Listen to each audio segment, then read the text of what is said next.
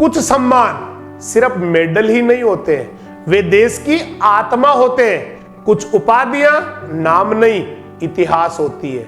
आज का दिन सिर्फ तारीख ही नहीं, ये उस सोच की वर्षगांठ है जहां भारत ने कहा महानता को सैल्यूट किया जाएगा। साल 1954 आजाद भारत अपने भविष्य को पहचान रहा था और उसी वर्ष देश ने अपने सर्वोच्च सम्मान गढ़े, भारत रत्न और पद्म विभूषण। ये पुरस्कार सत्ता के नहीं, सेवा के थे। ये शोहरत के नहीं, समर्पण के थे।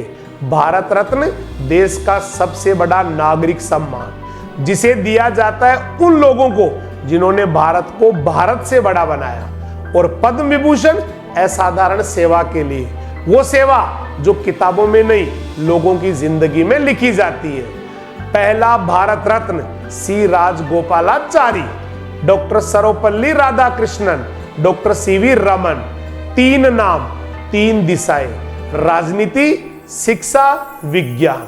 यह संदेश था भारत सिर्फ तलवार से ही नहीं, ज्ञान से भी महान बनेगा।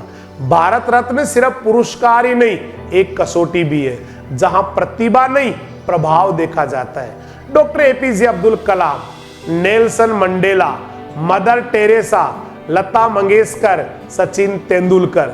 नाम अलग, क्षेत्र अलग, पर भावना एक। देश पहले, बाकी सब बाद में। और पद्म विभूषण जिसने अनगिनत मौन नायकों को पहचान दी, वैज्ञानिक, कलाकार, डॉक्टर, समाज सेवी, वे लोग जो काम करते रहे और शोर कभी नहीं किया।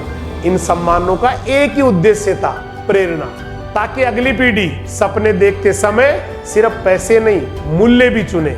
लेकिन आज एक सवाल हमसे पूछता है, क्या हम इन सम्मानों के योग्य भारत बना रहे हैं? क्या हम ज्ञान को सम्मान देते हैं? क्या हम ईमानदारी को पुरस्कार देते हैं?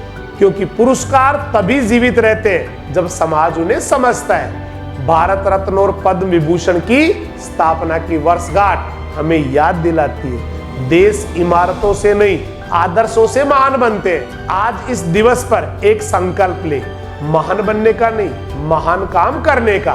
क्योंकि भारत रत्न किसी गले में नहीं, कर्म में चमकता है। भारत रत्न और पद्म विभूषण सम्मान ही नहीं, भारत की चेतना है। आज उन सभी रत्नों को नमन जिन्होंने भारत को विश्व के सामने सर ऊंचा करना सिखाया।